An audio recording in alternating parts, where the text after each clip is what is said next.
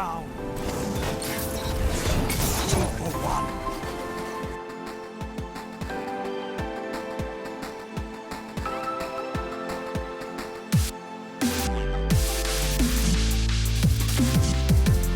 Yo, what is going on, Guardians, and welcome back to another Destiny gameplay video. Hey, in this video, I'm going to be chatting about the new Sunbreaker skill tree, Code of the Devastator. Now, this is a bit of a meme super in the Crucible, and, you know, donking people with the throwing hammers it's just a funny sort of thing right now, but people don't really take this skill tree too seriously. And in this vid, I'm not gonna lie to you and tell you that, you know, in the right hands, it's one of the best. It's not. It's not. I'll try to help you know how to maximize your fun with this skill tree, but the unfortunate reality is that using Code of the Devastator is intentionally choosing to be okay with fighting an uphill battle against more potent subclasses in PvP. But TV, in that opening clip, you were one-hitting people with that hammer. I know. Here's the thing. You know, out of hours of playing, I was able to grab that one clip. I mean, this is literally one game out of dozens that I was able to pull that off. It required me using a lame exotic that no one uses, the Worm God's Caress. It also required me using Roaring Flame stacks, and it required me to get a kill initially with a normal hammer, and it required me to have people lining up one after the other to let me donk them with the thing. You know, there were people actually arguing with me on Twitter that it was OP. Like, for real now, people. When was the last time you were knocked out with a single hammer because a guy had at least 2 stacks of Roaring Flames that hadn't expired yet? Or had Worm God's stack, one of the Caress stack abilities, and a stack of Roaring Flames? Like, come on, let's be realistic here. You can do really fun things like this, but you won't be making a habit out of it. And it requires the perfect storm of variables, some of which aren't even in your control.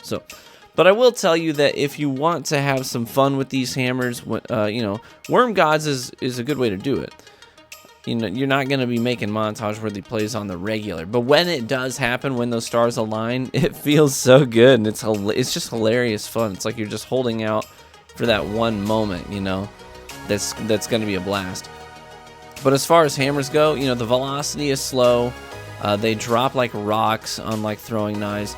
They can't do precision damage. You know, they can get you out of some you know, sticky situations. They can get you out of a pinch here and there. But they're pretty rewarding. When you do get kills with the things, they feel pretty rewarding. But don't expect to make too many sick combos with it. The skill tree has a perk called Tireless Warrior, which makes it so retrieving your hammer after hitting someone, it will trigger health regeneration. And this is really, really situational. I mean, it rarely affects whether you live or die in PvP. And essentially, it's a far worse version of Cauterize, which we had in Destiny 1. You remember Cauterize? You know, I honestly think it would be better instead if they replaced this perk with something like maybe Viking Funeral from Destiny 1. Not its OP pre-nerfed state that we had for a little while. You know, let the throwing hammer put a burn dot on the opponent that maybe ticks 4 times for 6 damage. You know, a total tick for a total of extra 24 damage maybe, and that'll bring the total damage of the hammer up to 125. And that would give this skill tree a little more versatility and actual, you know, it might actually force Sunbreakers to consider whether or not they're going to switch off Code of the Fireforge, because right now they don't have any reason. I mean, anyone who's playing Sunbreaker seriously is playing Code of the Fireforge. That's just what you do, right? It's a bit of a no-brainer. I'd love for that to change. Now let's chat about the super.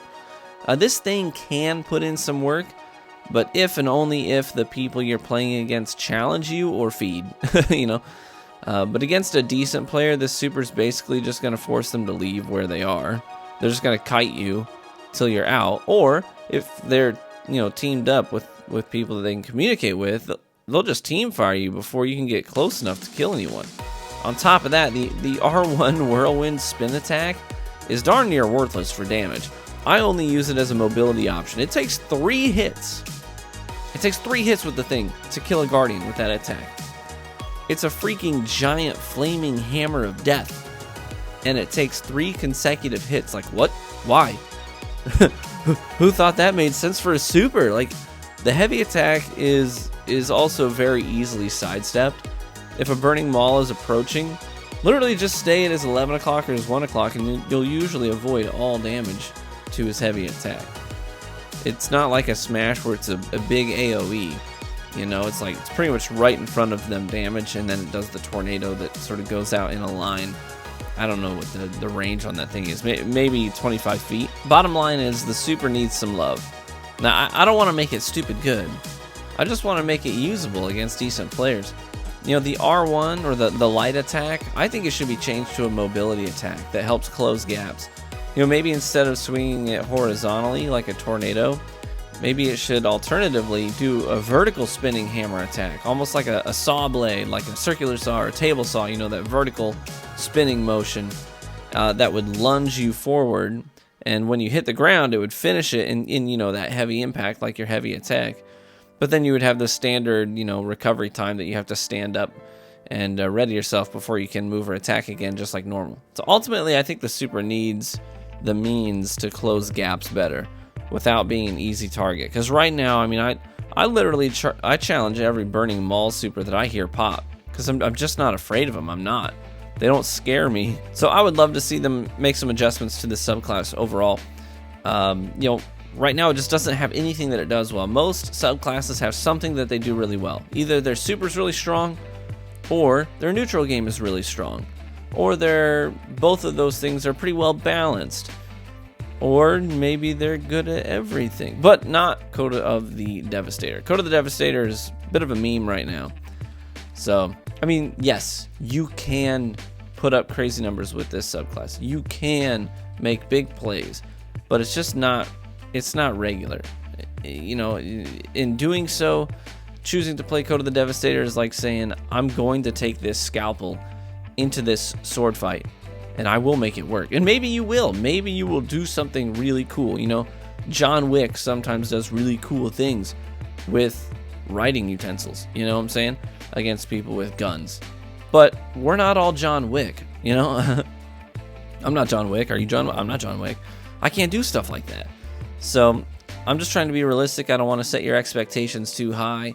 Just know that if you choose to use this, you're choosing to handicap yourself until the subclass gets adjusted in some way, shape, or form. So I would love to see that happen. So let me know what you think about the subclass. Let me know what you think about the abilities. How do you think we can make this super a little more potent? How do you think we could up the neutral game of the Coda of the Devastator? Let me know what you think. I'm always interested in your opinions.